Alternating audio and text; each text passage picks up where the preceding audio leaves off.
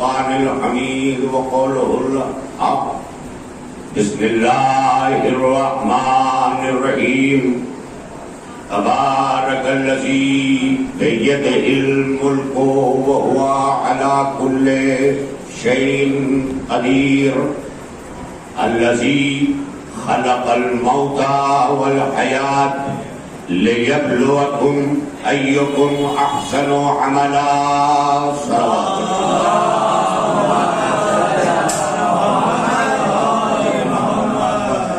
بزرگان صفت، برادران ایمان، نوجوانان ملت، ہمارا دستور دینی رہا ہے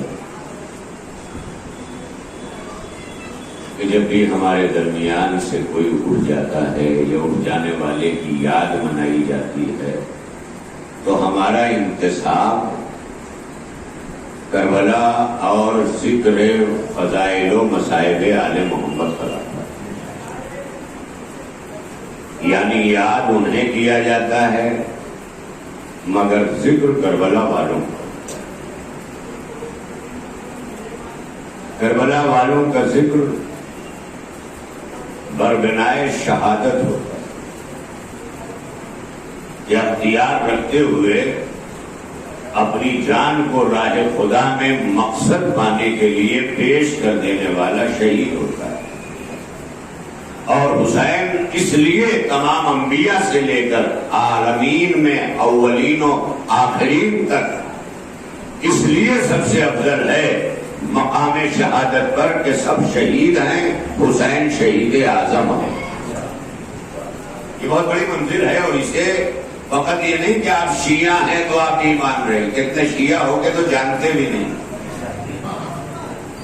یقین کریں آپ. لیکن میں نے دوسرے مکاتب کتب کے بڑے بڑے علماء، بڑے بڑے فقہاء، بڑے بڑے محدثین، ان کو صلح عظیم، شہید اعظم، ان تمام القاب سے کبھی آپ نے غور کیا کہ یہ کانسیپٹ، یہ نظریہ، یہ سوچ کتنی وسیع ہے، کتنی بلند ہے کہ اقوام عالم مقام شہادت پر اگر کسی کی قربانی کو مقام فخر میں گورو میں پیش کر رہا ہے تو وہ حسین ابن علی کی قربانی ہے.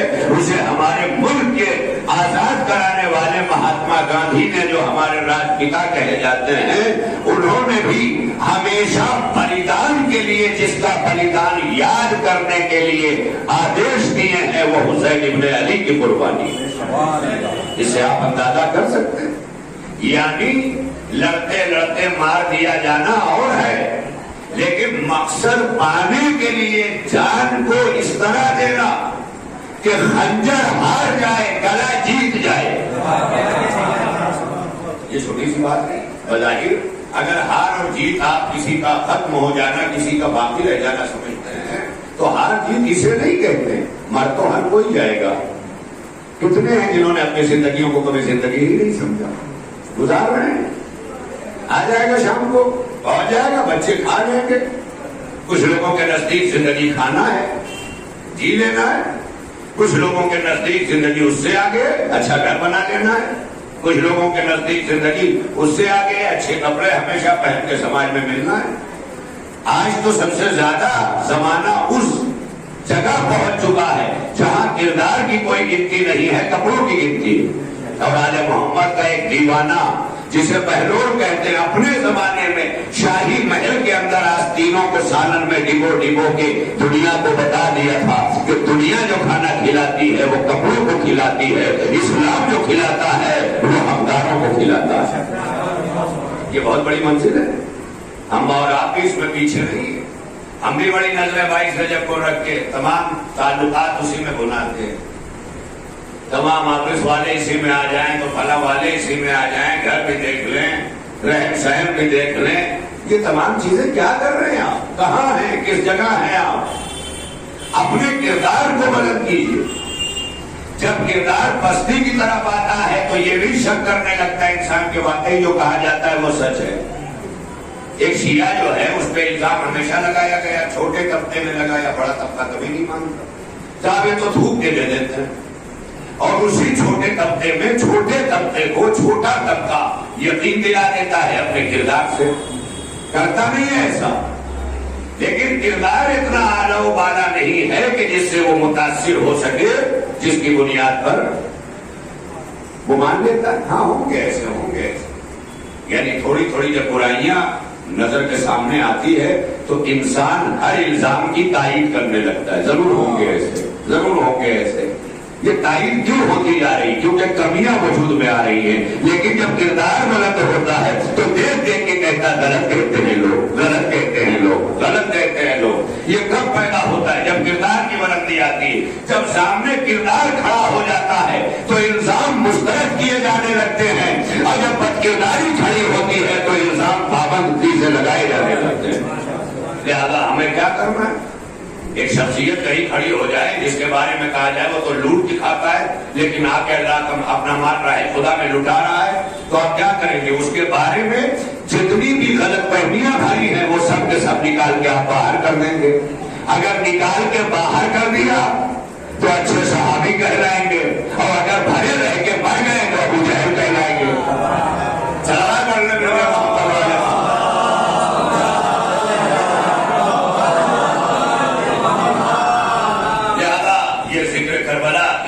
ہوتا ہے کہ اس کے ذریعے ہم اس حیات کا تذکرہ کریں جسے موت کو شکست دے کے حسین نے دنیا کے حوالے کیا.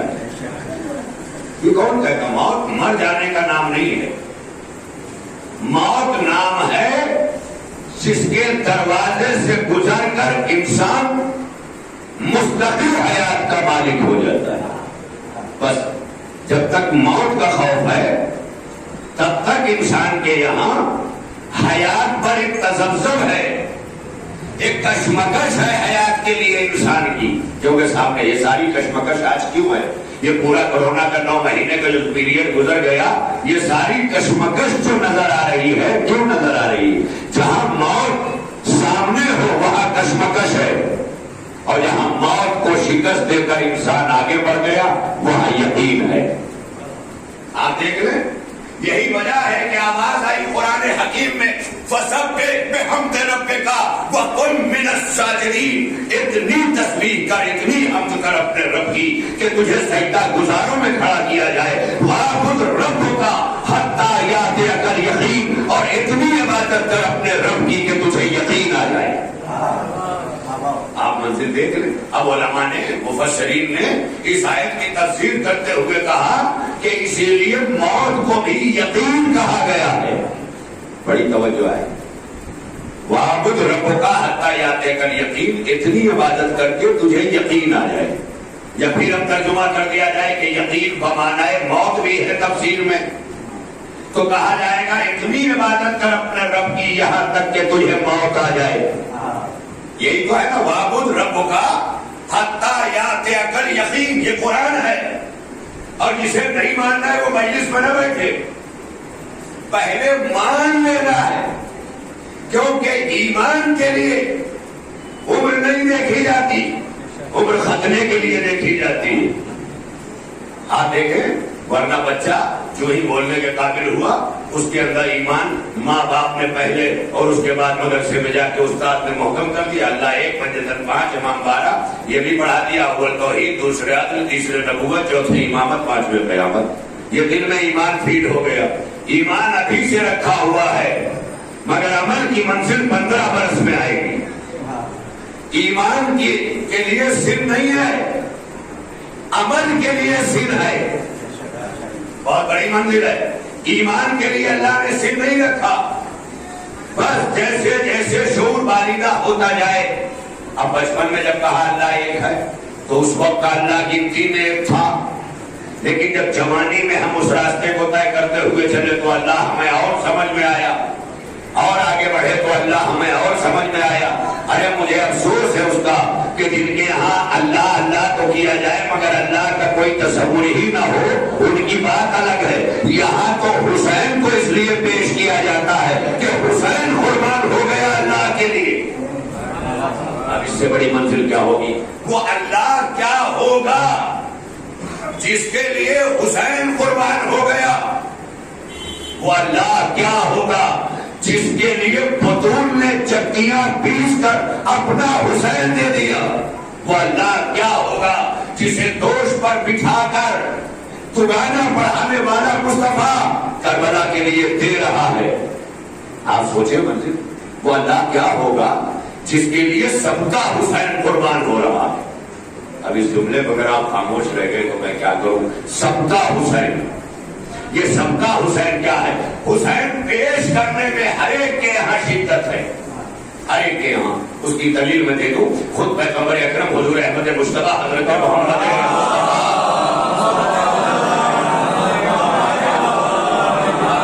اور آپ کو سلامت رکھے، یوں بھی میں یہاں پڑھنے کے لیے ہمیشہ آمادہ رہتا ہوں، کیونکہ آپ کی اعلیٰ ترین سماعتیں اور یہ بتا چکی ہیں کہ سماعتوں کے لیے، عبادتوں کے لیے پیسے نہیں لگتے، تہذیب لگتی ہے۔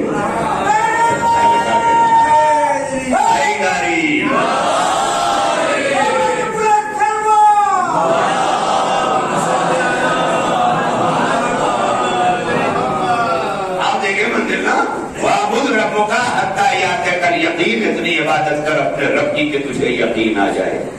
میں نے ابھی عرض کیا کہ حسین سب کا کتنی شدت ہے، ہر ایک کے یہاں۔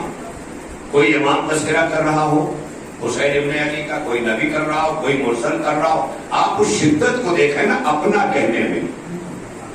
آپ دیکھ لیں منزل، اپنا مصطفیٰ اپنا کہہ رہے ہیں، حتیٰ کہ مصطفیٰ تو آخری ہے نا، آدم اپنا کہہ رہے ہیں، نوح اپنا کہہ رہے ہیں۔ کیا ہے حسین کہ کروڑوں برس پہلے صدیاں گزر گئی جہاں سے آدمیت کا آغاز ہوتا ہے، جو پوری کائنات کا بابا اور دادا کہلاتا ہے، جسے آدم علیہ السلام کہتے ہیں، جو نقطۂ آغاز بشر ہے، وہ آدم کہہ رہا ہے حسین میرا۔ منزل کتنی بڑی ہے، حسین نے نہیں کہا کہ میں آدم کا وارث، آدم نے کہا کہ حسین میرا وارث۔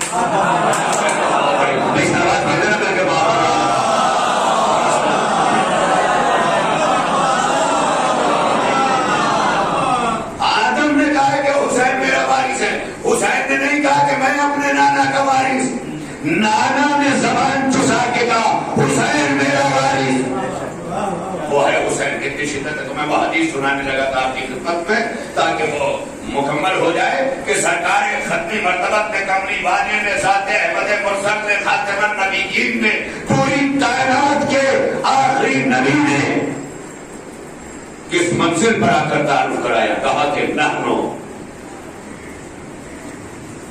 ان الحسین مصباح الہدی و سفینۃ النجات۔ جبکہ مجموعی طور پر نبی کہہ چکے تھے مثل اہل بیتی کمثل سفینۃ نوح، میرے اہل بیت کی مثال نوح کے سفینے کی سی ہے۔ تو سارے اہل بیت تو آ گئے تھے نا، لیکن خصوصی طور پر حسین کا تعارف کرایا کہ ان الحسین مصباح الہدی، یہ جو میرا حسین ہے نا یہ ہدایت کا چراغ ہے۔ ہدایت کا چراغ کا کیا مطلب؟ کتاب کا چراغ نہیں ہے کہ جلا کے اپنی کتاب پڑھ لو، یہ ہدایت کا چراغ ہے حسین۔ کائنات کے ہر شعبہ حیات میں جہاں انسان کی ضرورتوں نے ابھی احساس بھی اپنا نہیں بیدار پایا ہے، یہ ہے حسین۔ آپ پہلے سمجھیں کہ ہدایت کسے کہتے ہیں کہ ضرورت انسانی اور مقصد میں ادھر دیکھتے رہے، بچے بچے آتے رہیں گے ماشاءاللہ۔ آپ کا اگر اس طرح سے کھو دیا آپ نے تو ماشاءاللہ ظاہر ہے کہ شاید کا مصرع اگر آپ کھو دیں تو دوبارہ مقرر کہہ کے آپ سن لیں گے، لیکن میری لفظیں اگر کھو دیا تو مقرر کہنے کا موقع بھی نہیں ملے گا۔ ایک صلوات پڑھنے میں ضرور محمد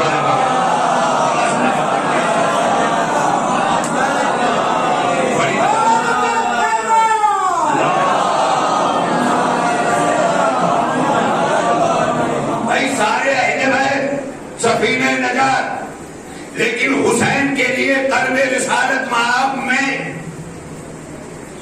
یہ جو اپنائیت کی شدت ہے وہ کہہ رہی ہے ان الحسین مصباح الہدی و سفینۃ النجات، بے شک میرا حسین ہدایت کا چراغ ہے، میرا حسین ہدایت کا چراغ ہے۔ تو اب ظاہر ہے کہ کہ اگر کہا جائے کہ حسین ہدایت کا چراغ ہے تو چراغ ہی اجالا بنتا ہے جس کی روشنی میں ہدایت نظر آتی ہے. اب اگر آپ کہتے ہیں کہ کعبہ ہدایت ہے تو یہ ماننا پڑے گا کہ کعبے کے چراغ کو علی کہتے ہیں.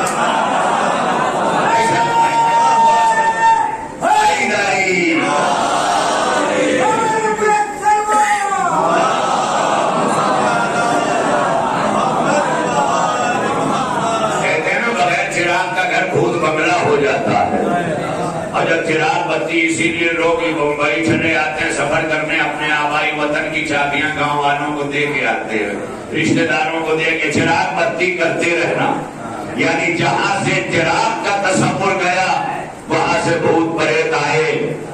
یہی تو اللہ نے بھی سمجھایا کہ اسی لیے میں نے علی جیسا چراغ روشن کیا کیونکہ جب تک چراغ نہیں جلایا تھا بھوت آتے رہے نات آتے رہے خدا آتے رہے.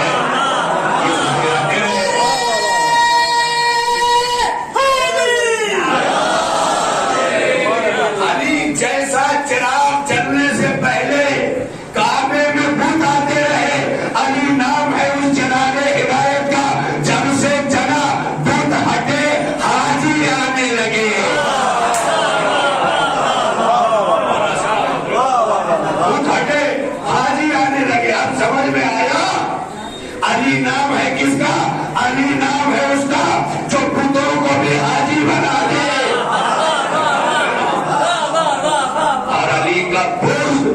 حاجیوں کو بھی بت بنا دے.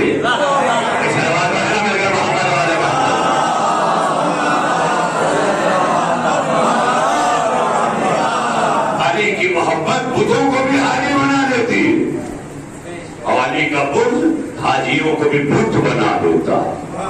کتنے حاجی ہیں جو بتوں کی طرح ہیں؟ بت کسے کہتے ہیں؟ وہ گواہی تو بتاؤ میں سچ بول رہا ہوں تب بھی چپ ہے. تو بھائی ایسے بتوں کو مان کے فائدہ کیا جو سچ کی گواہی نہ دے سکے. حشر کے میدان میں ہمیں گواہ چاہیے خلیفہ نہیں. حشر کے میدان میں ہمیں گواہ چاہیے کیونکہ اللہ اعمال کی گواہی مانگے گا تو ہمیں گواہ چاہیے. جدائی ہے کہ میں نے کہا کہ حسین اس شہید اعظم کا نام ہے کہ جس نے موت پر فتح پائی اور قلب موت پر حیات کا پرچم لہرا دیا. خدا کی قسم جیسے پتھر پر علی نے دین کا علم گاڑا تھا ویسے ہی موت کے سینے پہ حسین نے حیات کا علم گاڑ دیا. حسین نے موت پر حیات کا علم گاڑ دیا. اب حسین پاکے بھی اگر کوئی مر جائے تو اس کا مطلب یہ کہ مر گیا حسین نہیں پایا تھا اور حسین پایا تو مرا نہیں. اور یہ جملہ میں نہیں کہہ رہا ہوں بڑے چیلنج سے کہہ رہا ہوں حسین نہیں پایا تو مر گیا. اور اگر بندہ حسین پا گیا تو ایسا شہید ہو گیا کہ مصطفیٰ جان رحمت کو بھی کہنا پڑا من ماتا علی حب آل محمد ماتا شہیدہ.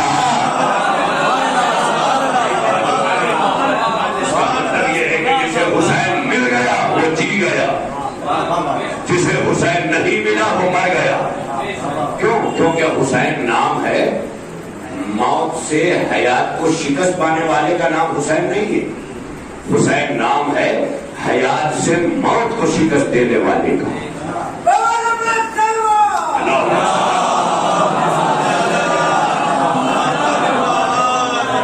ہمارے پاس 10-20 منٹ ہے انشاءاللہ لیکن آپ اپنی سلواتوں سے ظاہر کریں کہ ہاں 20 منٹ آپ کو برداشت ہوگا.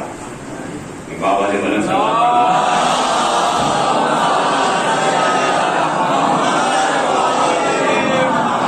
وہ شہید اعظم ہے حسین جنہوں نے حیات کا مفہوم سمجھا. مفہوم حیات یہ لائف یہ اس کے تصور کے لیے بڑا بھیجا چاہیے. What is the life? جیون کیا ہے؟ زندگی کیا ہے؟ کچھ لوگوں کے نزدیک سانسوں کا آنا جانا, کچھ لوگوں کے نزدیک دل دھڑکنا, کچھ لوگوں کے نزدیک بہترین جو ہے وہ بریانی اڑانا, پراٹھے کباب ڈھونڈنا, اچھے اچھے پلاؤ کھانا, پھر گٹکا کھانا, سگریٹ پینا. یہ سب بھی حیات کا تصور ہے.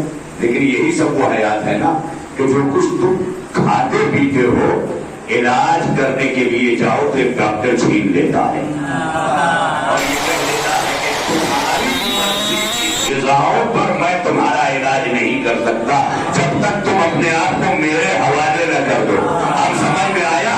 جب ڈاکٹر تمہاری مرضی پہ تمہارا علاج نہیں کرتا تو حسین تمہاری مرضی پہ نہیں چلے گا, تمہیں حسین کی مرضی پہ چلنا ہوگا.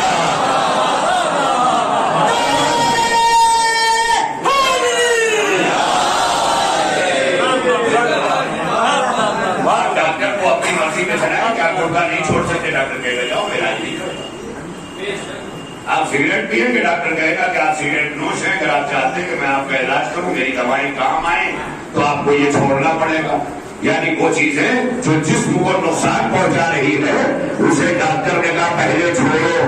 یعنی پہلا کام جو چیزیں ضرر پہنچاتی ہیں اسے چھوڑنا پڑے گا, پھر دوسرا کام جو چیزیں اچھی ہیں اسے لینا پڑے گا. بھائی یہ گھوڑے پر پہلے اسپرنٹ لگائی جاتی ہے, پھر مرہم یعنی جراثیم پہلے بھگائے جاتے ہیں, دوا بعد میں کی جاتی ہے. انسانیت کی جراثیم بھگانے کے لیے پہلے لا الہ ضروری تھا, پھر دوا کے لیے الا اللہ ضروری تھا. اب سمجھ میں آیا جو لوگ کہتے ہیں حسین زندہ باد کہو, یزید زندہ باد کہنے کی ضرورت کیا ہے, یزید مردہ باد کہنے کی ضرورت کیا ہے, حسین زندہ باد کافی نہیں ہے, حسین زندہ باد کافی نہیں ہے, یہ یزید مردہ باد کیوں کہتے ہو؟ تو ہم اس کا جواب اسی طرح دیتے ہیں کہ حسین مرہم کا نام ہے, یزید اسپرنٹ کا نام ہے.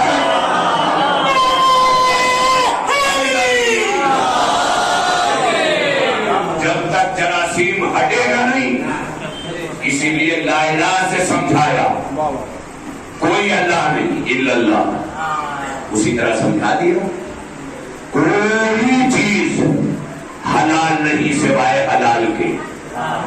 یہی تو ترجمہ ہوا, تو پھر حرام کھا کے توقع کیوں کرتے ہو؟ اچھا بڑی چیز ہے, خالی کافر چھو دے تو نہیں کھائیں گے, نہیں سر, پورا یقین کا ہے اور کھا جاتے ہیں. بڑی توجہ ہے, کیا ہے شیخ جی سمجھ میں نہیں آتا. اسی لیے آج کل کچھ اخباری اپنے مطلب کا مشتہی ڈھونڈتے ہیں.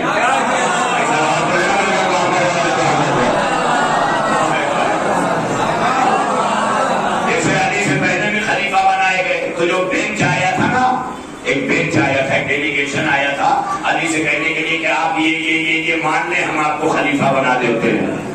سمجھ گئے؟ اب اس کے پہلے بھی اسی طرح جنہوں نے مان لیا انہیں خلیفہ بنا دیا گیا. اب سمجھ میں آیا؟ کچھ آج مرجع ایسے بھی ہیں جو خلیفہ ہیں,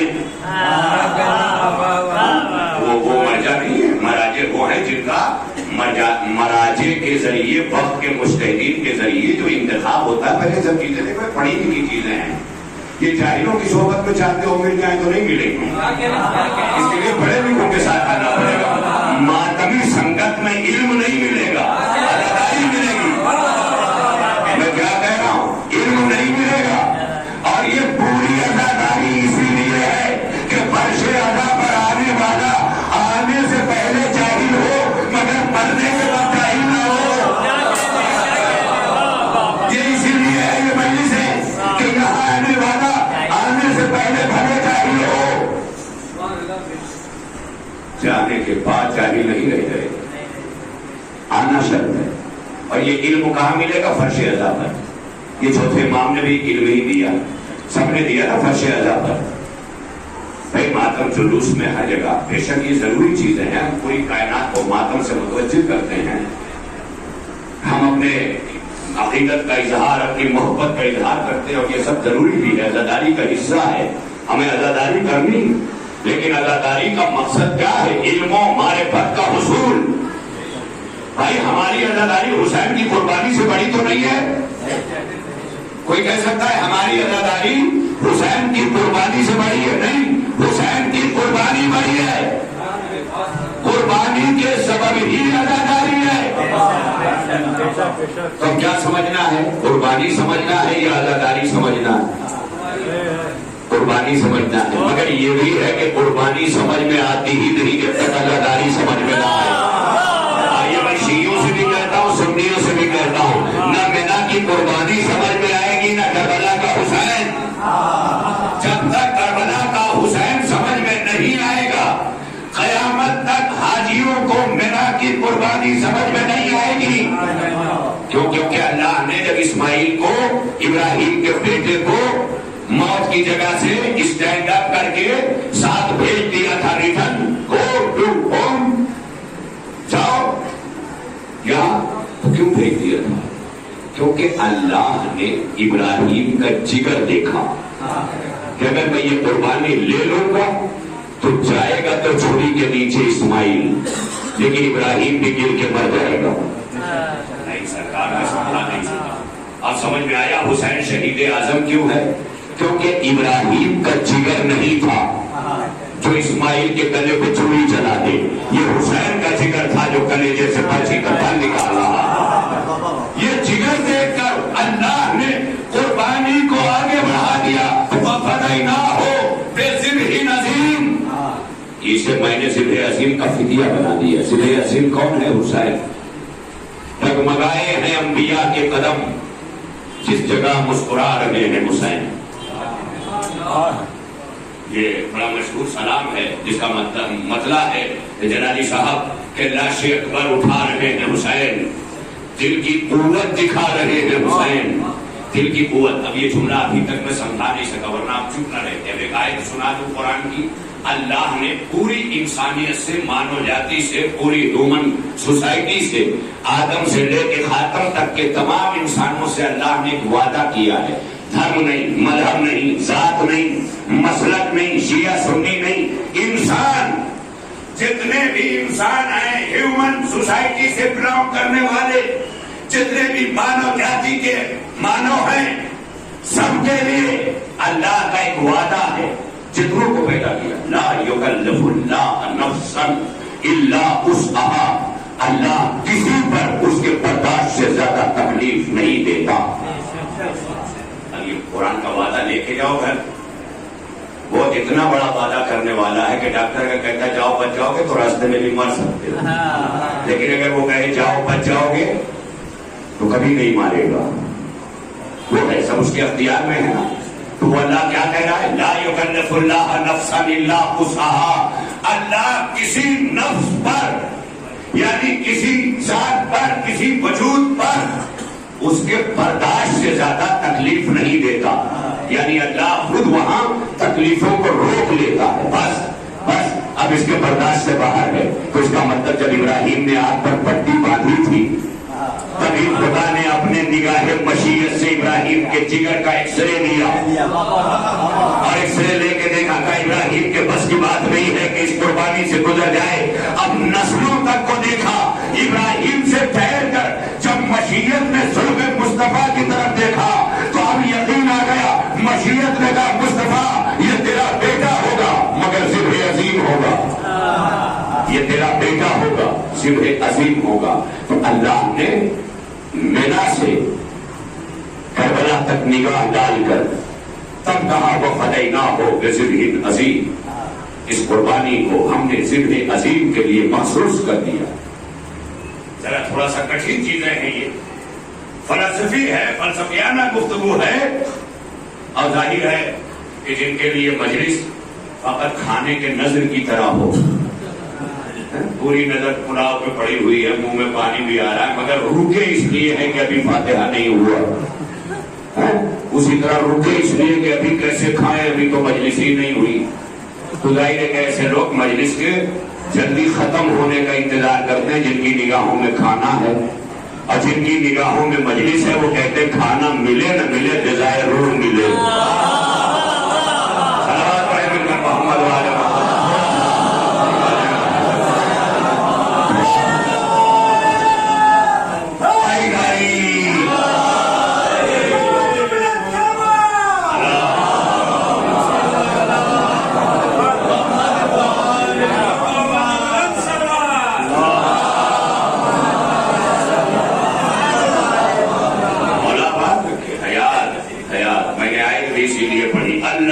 خلق الموت والحیات، اسی نے موت کو بھی پیدا کیا ہے، اسی نے حیات کو بھی پیدا کیا ہے۔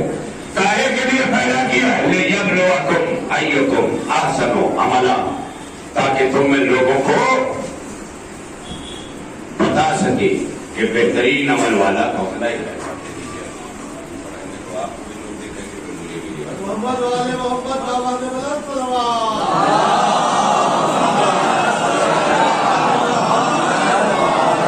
اگر یہ پیسہ ان کے کسی رشتے دار نے بھیجا ہے اسلام بابا مرحوم کے، تو میں انہیں بتا دوں کہ ان کا اور ان کے ابا کے ساتھ مجھے زبانی نام یاد ہے اور میں شروع میں پڑھا چکا ہوں۔ یہ بیچ میں بھیجنے کی کیا ضرورت ہے؟ لوگ سوچیں کہ اللہ جانے مجلس لمبی کروانا ہے کہ کم کروانا ہے یہ کیا ہے، تو یہ نہ کریں۔ بہرحال شیخ محمد اسلام ابن مرحوم محمد حسین، میں نے پہلے ہی یہ سورہ فاتحہ پڑھوایا اور اسی بات میں یہ گویا، یا تو پھر کبھی کبھی یہ بھی ہوتا ہے جیسے آپ کو سب پتا ہوتا ہے مگر مجلس ممبر پہ بیٹھ کے ہم پھر یاد دلاتے ہیں، اسی طرح یہ پرچہ اس لیے مولانا آپ کو پتا ہے مگر ہم یاد دلا رہے ہیں۔ صلوات پڑھیں میرے محمد والے۔ اور یہ صلوات تو ایسی ہے کہ جو یاد ہے وہ بھی بھول جائے۔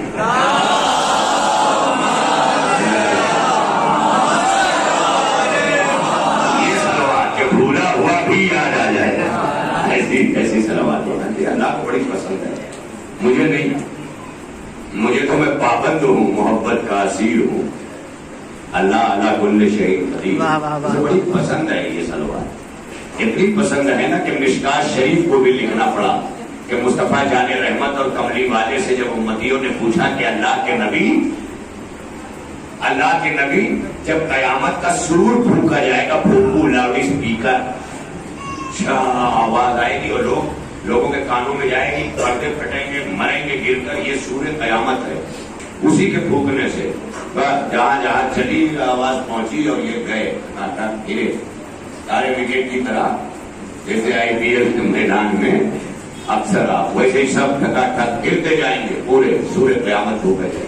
لوگوں نے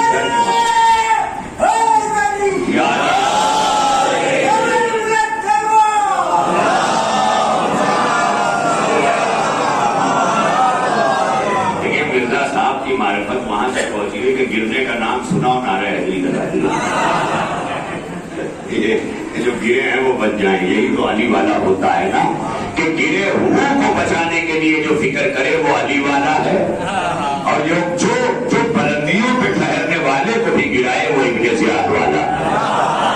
اب ہم اپنا کردار خود نہیں کریں کہ ہم کہاں ہیں کیسے، خالی جینے کا تصور ہمارے یہاں کیا ہے، خالی یہی یہ پتا یہ جو ہے یہ اوشار، یہ وسطر جو ہم نے دھارن کیا ہے اپنی آتما پر، یہ جو اپنی روح پر ہم نے پہنا ہوا ہے بدن کا لباس، یہ اوڑھی ہوئی ہے باڈی کی جو چادر ہے ہمارے اوپر، یہ کیا ہے؟ یہ ایک دن اتر جائے گی، یہی چھوڑ کے ہمیں آگے کا سفر کرنا ہے۔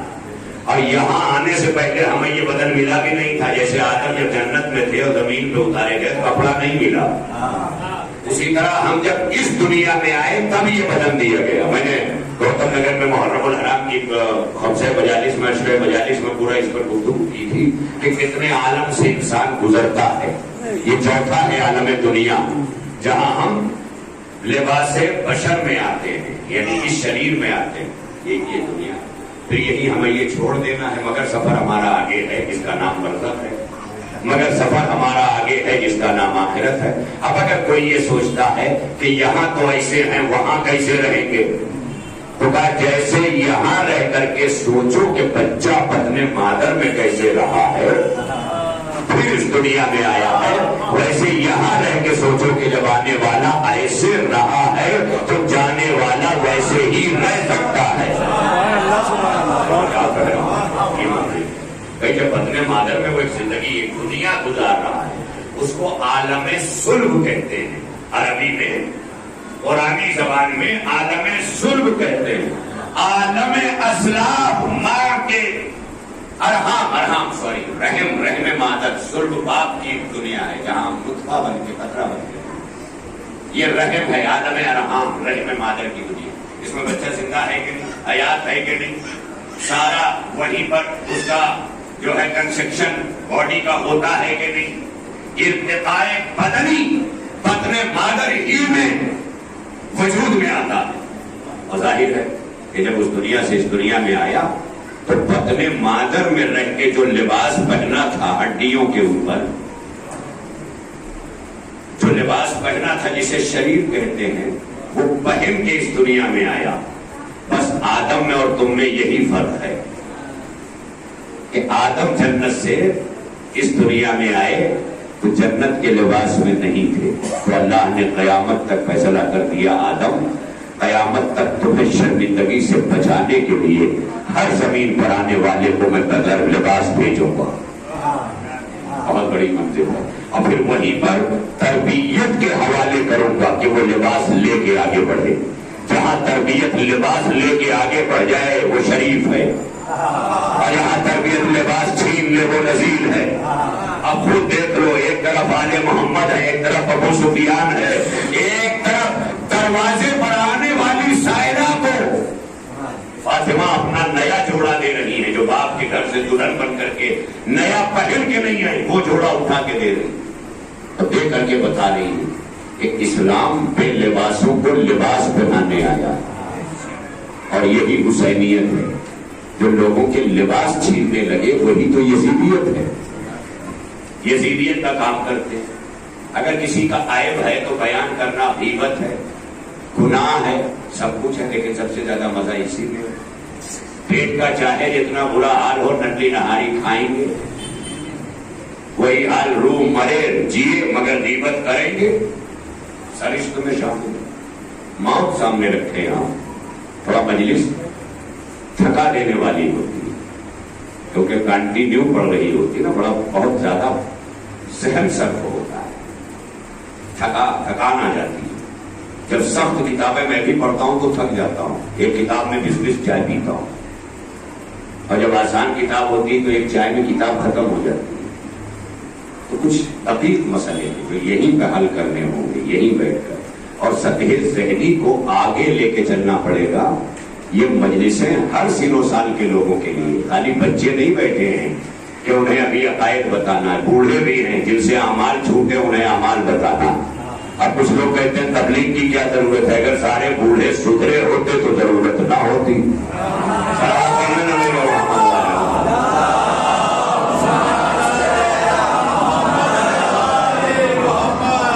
تربیت کی ضرورت کی، بھائی بچے ہیں تربیت کرنا لازم ہے، لیکن تبلیغ اسی طرح ضروری ہے جیسے بچپن میں تربیت، اسی کا نام تبلیغ.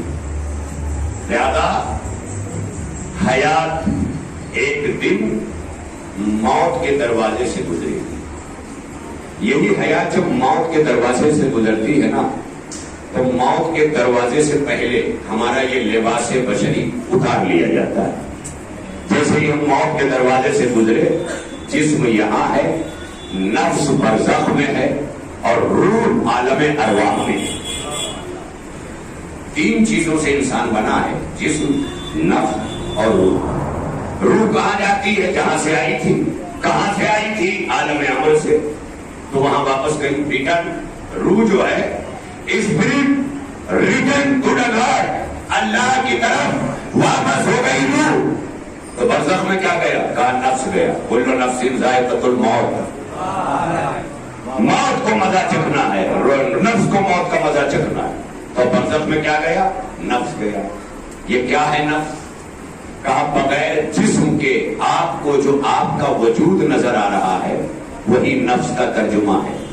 بستر پر آپ کا بدن لیٹا ہے، خواب میں آپ گاؤں میں مکان بنوا رہے ہیں، کھڑے ہوئے ہیں، آرڈر بھی کر رہے ہیں سیمنٹ بھیج دینا، پیسہ بمبئی سے چیک میں آئے گا، ٹرانسفر کر دوں گا، سارے وعدے بھی کر رہے ہیں. یہاں بستر پہ پڑے ہیں.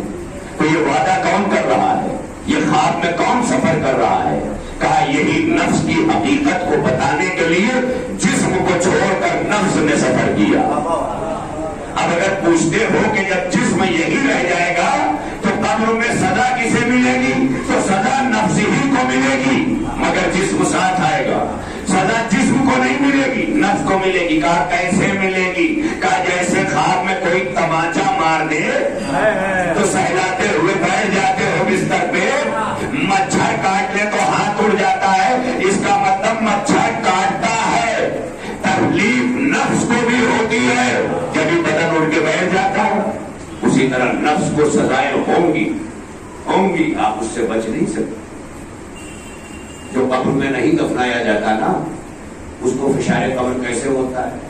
ہوائیں فشار دیتی ہیں۔ اگر کوئی قبر نہیں ملی، ہواؤں میں ہی بکھر گیا تو ہوائیں جیسے مٹی فشار کرتی ہے نا، ویسے ہوا فشار کرتی ہے، آگ فشار کرتی ہے۔ یہ عناصر اربع، آگ، پانی، مٹی، ہوا، بہت سے لوگ جلائے جاتے ہیں، وہاں بھی فشار ہے۔ آگ اپنا فشار کرتی ہے، مٹی اپنا فشار کرتی ہے، ہوا اپنا فشار کرتی ہے، پانی اپنا فشار کرتا ہے۔ یہی وجہ ہے انہی چار تتووں دوارا جو ہے وہ میت کو حوالے کیا جاتا ہے، آخری رسوم ادا کیے جاتے ہیں۔ کہیں آگ کے حوالے، کہیں دریا میں ڈال دیا جاتا ہے، کہیں مٹی کے حوالے کیا جاتا ہے نا۔ آگ، پانی، مٹی، ہوا، یہ کہیں اڑا دی جاتی ہے راکھ۔ یہ بہت سارے چاروں طریقے ہیں نا جو انسان کے آخری رسومات میں، اس میں قبر بھی ہے۔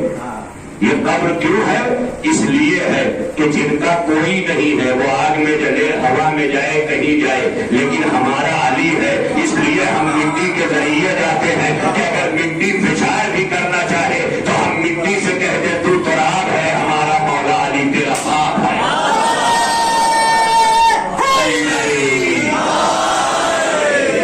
اسی لیے مٹی کو چنا ہے، مٹی کو چنا ہے، مٹی کے ذریعے قبر کے حوالے آتے ہیں جہاں علی آتے ہیں۔ زندگی یہ سوچ کر ہم نے وار دی کہ یہاں علی آتے ہیں۔ آج یہ مجلس سال بھر برسی کے عنوان سے مرحوم محترم اسلام بابا محمد شیخ محمد اسلام، ایک نام تھا، ایک کردار تھا، کھو دینے کے بعد احساس ہوتا ہے کہ ہم جسے لائٹلی لیتے تھے وہ کتنی بڑی ضرورت تھا ہماری۔ معاشرے سے اٹھنے کے بعد اندازہ ہوتا ہے۔ اس لیے زندگی میں قدریں کیا کرو، ایک دوسرے کی قدر زندگی میں کرو تو تمہاری بھی کی جائے گی۔ پہلے شروع تو کرو۔ جب عزت ہی اتارنے کا چلن ہمارے یہاں ہے تو کیسے کام چلے گا؟ پہلے عزتیں دینا شروع تو کرو۔ کون کرے گا؟ کوئی شروعات ہی نہیں کر رہا۔ بلی کے گلے میں گھنٹی باندھنے کا محاورہ تھا، اب یہاں عزت دے کون، یہ محاورہ نکل رہا ہے۔ بتائیے عزت دے کون؟ یعنی جو عزت دے گا وہ بالکل ایسے ہی ہوگا کہ جیسے چوہا بلی کے منہ میں۔ تو ایسا معاشرہ نہ بناؤ کہ عزت دینے والا ڈرے، معاشرہ ایسا بناؤ کہ جہاں عزتوں کی ہر طرف بارش ہو رہی ہو، بے عزت بھی آئے تو عزتوں کی بارش میں نہا کے توبہ کرنے والا بن جائے، ایسا۔ لہذا وہ مرحوم آج پھر یاد کیے گئے۔ سال بھر گزرنے پر ہم برسی کرتے ہیں، ترغیب کرتے ہیں، دیسا کرتے ہیں، اتنا زمانہ گزر جانے کے بعد مرحوم کا بیٹا بھی ہے۔ اللہ حیات دے، برکت دے ان بچوں کے رزق میں، اور وہ اسی طرح اپنے والدین اور اپنے اجداد کے لیے کریں، اور سارے بچوں کو اللہ یہ توفیق دے، سب کو الہی آمین کہ یہ توفیق ملے۔ عزت کا کام ہے، عزت کا، بے عزتیوں کے کام میں کبھی اپنے اماں ابا کے لیے 2-4-5 ہزار روپے کا تبرک لا کے ایک مجلس کر کے دیکھو، اور کبھی 5 ہزار ایک ڈھابے پر دوستوں کے ساتھ کھانا کھا کے دیکھو، خود ہی سمجھ میں آ جائے گا۔ جو 5 ہزار ڈھابے کو کھلایا وہ جسم نے کھایا تھا، لیکن جو 5 ہزار مجلس حسین پہ لگایا وہ روح کی غذا بن گئی۔ تمہارے پاس دل ہونا چاہیے، دل۔ ڈھابوں کے دوستوں کے ساتھ یاری میں پیسے خرچ ہو جاتے ہیں، ماں باپ کو یاد کرنے میں نہیں۔ تمہیں کیا پتا کہ سجاد کیا ہے؟ جب تمہیں سال میں ایک بار تمہیں مرا ہوا باپ نہ یاد آئے تو اس سجاد کا ماتم کیسے کرو گے جو ہر سجدوں میں کربلا کا ماتم، ہر نماز میں کربلا کا ماتم، ہر مصلے پہ کربلا کا ماتم، حتیٰ کہ ایسا کربلائی تھا سجاد کہ تاریخ کہتی ہے کہ جب وضو کرتا تھا میرا آقا تو خون کے آنسو ایسا روتا تھا کہ اکثر وضو کا پانی خون ملنے سے مذاق ہو جاتا تھا، امام کو پانی بدلنا پڑتا تھا۔ یہ تھا امام۔ کوئی اس سجاد کا ماتم کیسے کرے گا؟ اس سجاد کا سامنا کیسے کرے گا؟ ارباب ادا جسے سال میں اپنا بابا یاد نہ ہو، سید سجاد نے کہا کہ ارے ارے سوچو نا کہ تمہیں کتنی آسانیوں سے تمہارا باپ نصیب ہو گیا۔ ارے تم نے تو قبر بھی بنائی ہوگی، ارے تم نے تو نماز جنازہ بھی پڑھوائی ہوگی، ارے تمہارے یہاں تو لوگ گانا دینے میت کو بھی آئے ہوں گے۔ ارے مجھے سوچو کہ میرا بابا نے گورو کفن پڑھانا،